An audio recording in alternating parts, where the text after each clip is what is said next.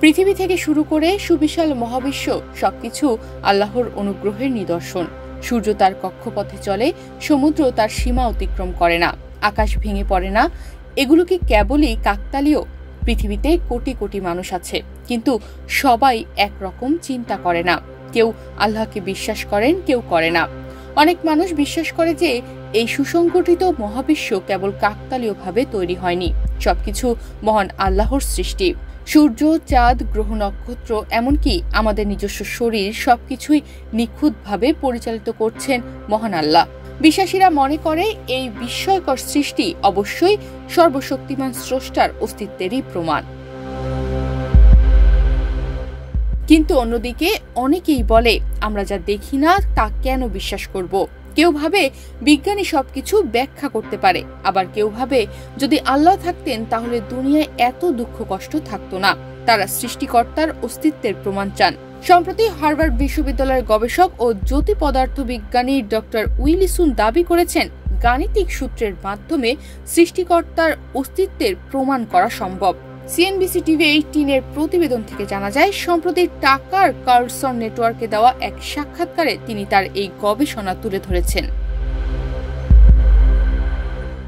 Doctor সুন গবেষণা করে fine tuning বা সূক্ষ্ম সামঞ্জস্য তত্ত্বের ওপর ভিত্তি করে জানিয়েছেন, গাণিতিক সূত্রের মাধ্যমে সৃষ্টিকর্তার অস্তিত্ব প্রমাণ করা সম্ভব। এই তত্ত্ব অনুযায়ী পদার্থবিজ্ঞানের নিয়মগুলো এতটাই নিখুঁতভাবে সাজানো যে তা কেবল কাকতালীয়ভাবে হতে পারে না। তার মতে, মহাকর্ষ, আলোর গতি ও অন্যান্য প্রাকৃতিক নিয়মগুলো সামান্যতম পরিবর্তন হলে জীবনের অস্তিত্ব অসম্ভব হয়ে যেত। এত নিখুঁতভাবে সবকিছু সাজানো থাকার কারণ হতে পারে একজন সৃষ্টিকর্তার পরিকল্পনা। ডক্টর সুন বিখ্যাত পদার্থবিদ পল ডিরাকের 1963 সালের তত্ত্বের উপর ভিত্তি করে তার গবেষণা করেছেন। ডিরাক বলেছিলেন, মহাবিশ্বের নিয়মগুলো এতই নিখুঁত ও গাণিতিকভাবে সংগঠিত যে এটি কোনো মহান বুদ্ধিমান সত্তার পরিকল্পনার ফল হতে পারে। ডক্টর সুন আরও বলেন, আমাদের পৃথিবী মহাবিশ্বের নিয়মগুলো এতটাই নিখুঁত যে এটি মনে করিয়ে দেয় সৃষ্টিকর্তা অত্যন্ত দক্ষ একজন গণিতবিদ, যিনি উন্নত গাণিতিক সূত্র দিয়ে এই মহাবিশ্ব সৃষ্টি করেছেন। আর আমাদের কোনো অস্তিত্ব কোনো কাকতালীয় ঘটনা নয়, বরং এটি সুপরিকল্পিত সৃষ্টি।